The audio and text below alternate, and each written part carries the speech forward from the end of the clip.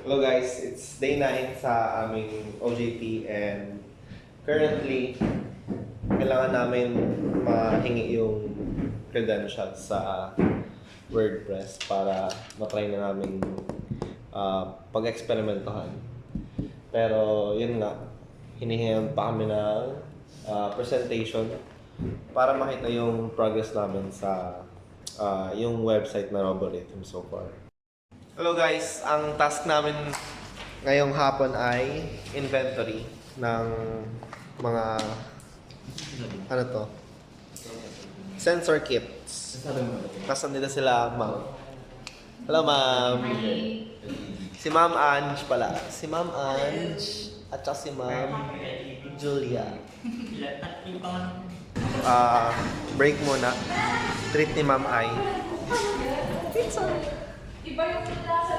Nag-i-inventory kami kanina.